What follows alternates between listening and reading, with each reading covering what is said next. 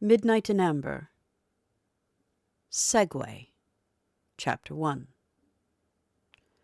Thankfully, the cinnamon tree was not that far. Lark only had to stop to rest twice the whole way. Landra still wanted to carry her, but she would not let him, insisting on walking on her own. She brought him in the back way through the kitchen. Lily was nowhere to be seen at the moment, for which Lark was grateful. The last thing she wanted was a panicked innkeeper on her hands. She looked up the tall service staircase leading up to the second-floor rooms, and her resolve wavered. She leaned back against his chest. "All right. Can carry me rest of way," she said. Landris rolled his eyes, suppressed a grin, and obligingly swept her into his arms. Upon reaching the landing at the top, she reached down and opened the door for him. Just inside the hallway, she gestured to a small door on the left. He crossed to it, let her turn the knob, and kicked the door open the rest of the way. This was very much not the same room they had first shared together, and he was not impressed with the smallness of the chamber, or its unfinished, almost attic-like appearance. Lark's violin and tambourine rests on the chest at the foot of the bed, evidence that she had been staying here for the last few days. He placed her gently upon the narrow bed and put their bags on the floor beside the chest.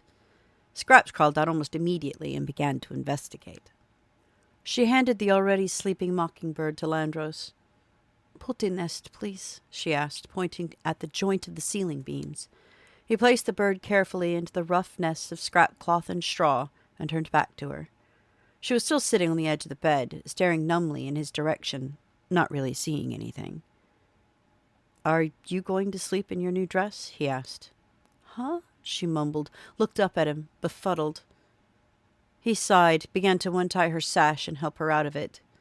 "Do you have anything you sleep in? A shift or something?" he asked, trying not to gaze longingly at her. She wrapped her arms around herself, curling her feet up under her on the bed. "You're looking at," she smiled languidly. She rolled over, burying herself in the pillow. He groaned, pulled the covers from under her, tucking her in and covering her up. She was asleep almost before he left the room. Scraps crawled up onto the bed with her, looked from Landros to her and back again. "Stay if you want," he whispered. "You're going to anyway," he added under his breath. Taking up his backpack, he quietly slipped out.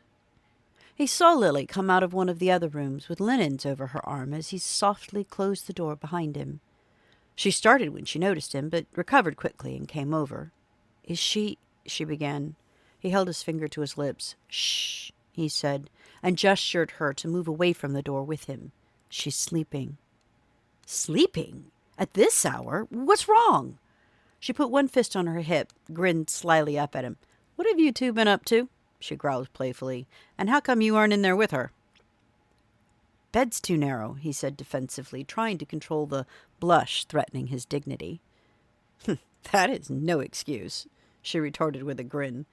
"She was ordered to get some rest by the matron of the temple. Is that a better reason?" he asked sarcastically. She just smiled, still waiting. He sighed, embarrassed. Can we talk?" he asked. "Sure," she said, indicating the linens in her arms.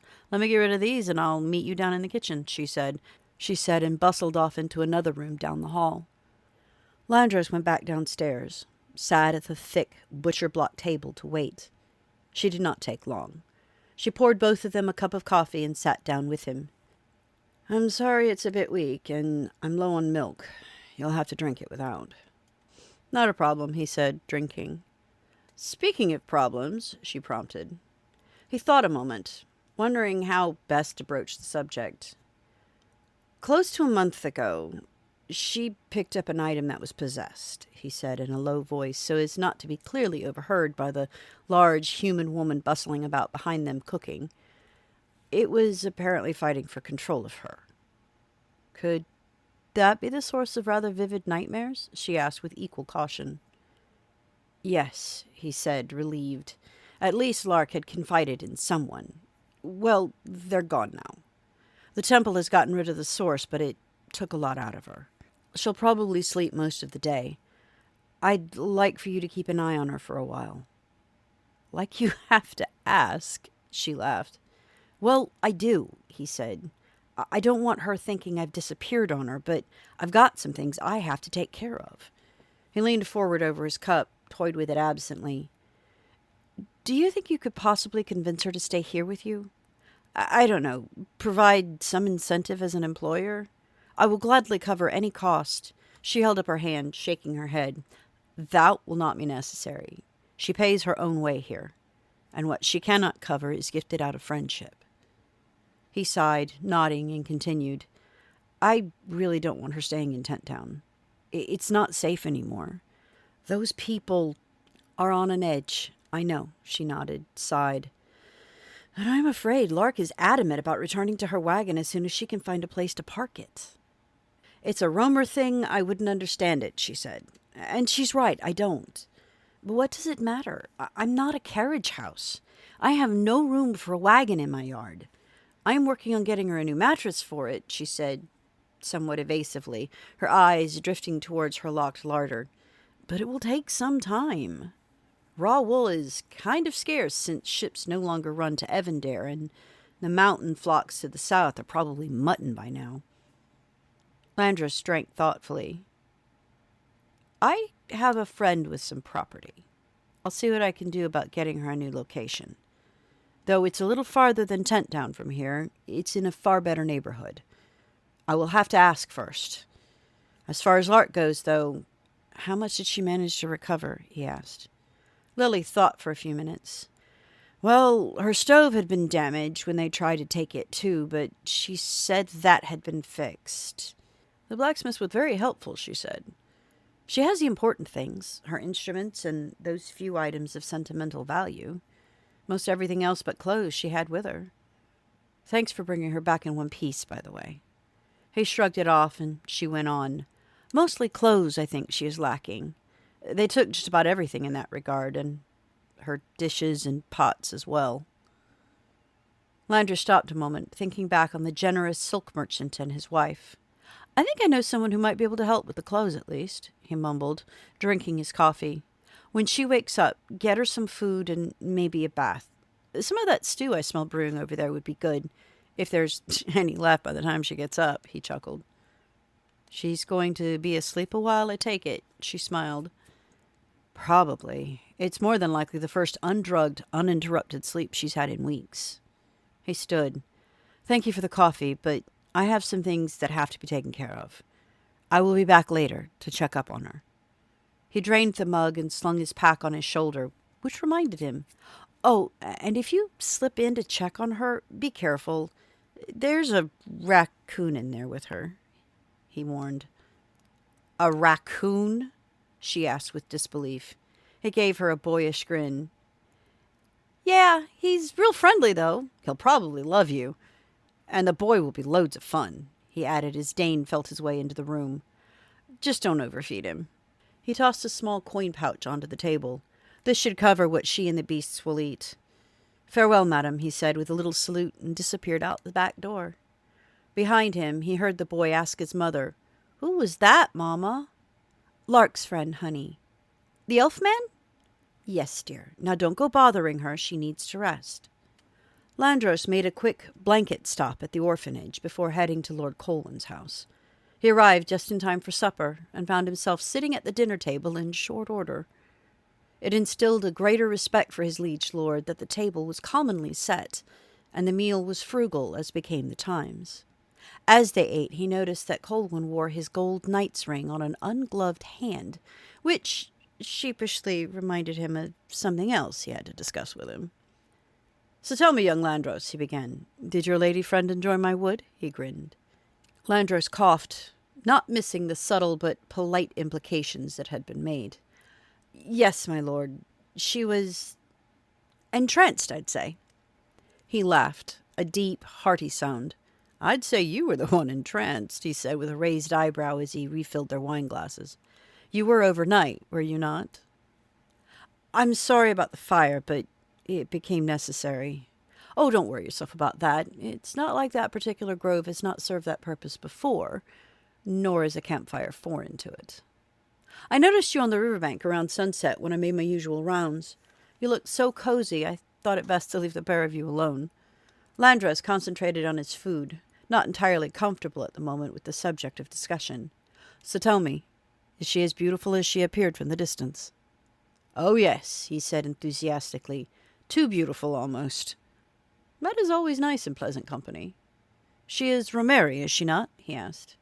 Landris looked up, uncertain of the motives behind the question. "Is that a problem?" "Oh, no," he said quickly. "Merely an observation. I have met more than one in my travels, and some of the encounters were quite pleasant," he mused thoughtfully. "Some of the clans have an incredible appreciation for the wild. It was where I learned to erase a campsite," he chuckled. "Which brings me to a request I have to make," Landris blurted, before he could change his mind about asking. She came with us to rescue the children." Colwyn's eyebrows rose. "She's the one who wore the pirate garb coming off the boat? The one who promptly fainted in the Lord Mayor's arms?" Landris was surprised. He had not known that Colwyn had been at the docks that day. Yes, that was her." "Magnificent woman," he mused. "I can see why Romeri women never wear pants," he added with some appreciation. "So do I," Landris said under his breath. "But you were saying—" "Yes," he nodded. "It seems that while we were gone, her wagon took some damage from the hurricane, and, well, she was pretty much cleaned out. I think they even took her familiar's birdhouse," he growled. "She has a familiar?" he asked, with a slight frown. "She is a mage, then?" "Not really. She is a dancer," he said, cleaning his plate with the last of his bread.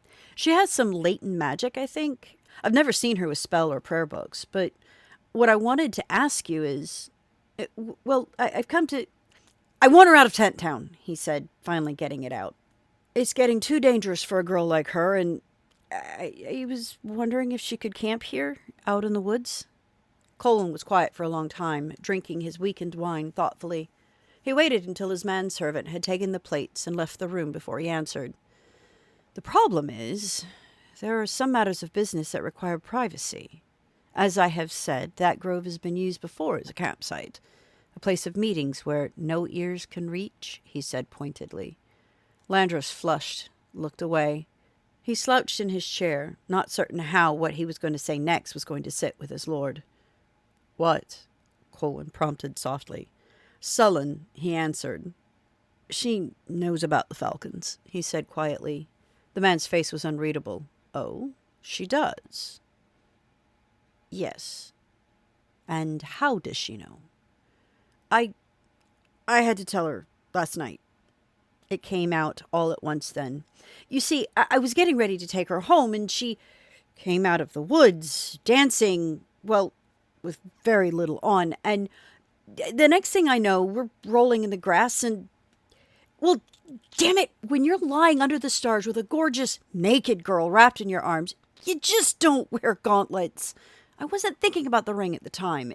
Actually, I wasn't thinking about much of anything except, well, her." He looked up as Colwyn began laughing quietly. "What's so funny?" he sulked. "Oh, nothing really. Only a falcon for a matter of hours, and so quickly jest by a woman," he chuckled. Landris rankled at the comment, but kept his peace. He felt terrible. "I'm not exactly happy about it myself." Colwyn propped his chin in his fist. "So she saw the ring," he said flatly. "Yes." "She asked about it." "Yes." His voice was suddenly very serious. "So why did you tell her?" "Let's just say that I wasn't going to lie to her." "You have a problem with lying?" Landris looked up. "Yes, I do. I can keep my silence, but speaking untruths is not a trait I find comely in knights," he said seriously. He watched his lord for any sign of what he was thinking. Perhaps there was something he had not been told, he thought. Something he might find undesirable in all of this. "Good," Colwyn said. "Because lies are not a knightly virtue. But keeping faith and maintaining secrecy are. You should simply have told her it was just a ring, which is the truth. And if she pressed, that there was something she could not know." "You don't know Lark," he muttered. Colwyn did not say anything, merely arched an eyebrow. She has shared her secrets with me. More than that, she has given me that gift a woman only gives once." Colwyn's other eyebrow came up. and her name to boot. She was highly offended that I might be keeping this from her. She means something to me. What? I do not know yet, but she is connected to me in some way that I do not understand. I do not believe she will breathe a word of this, he said, toying with his goblet, turning it in place. Nor will I be taking my gloves off in the presence of others again, he added. Colwyn relaxed, chuckled again. That you needn't worry for. Your mistake was not in letting her see the ring, but in telling her its meaning. That is the secret. The ring is meant to identify you to those of us who know what it means. To do that, they have to be able to see it.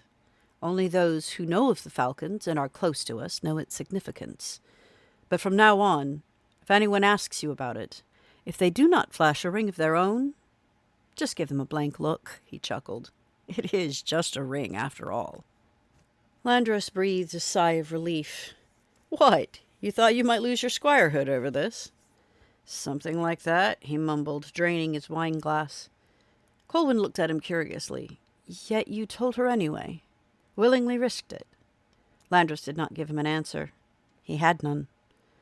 He mused thoughtfully. In light of her knowledge, yes, she may camp here. I know she will not damage or overuse the wood or its resources.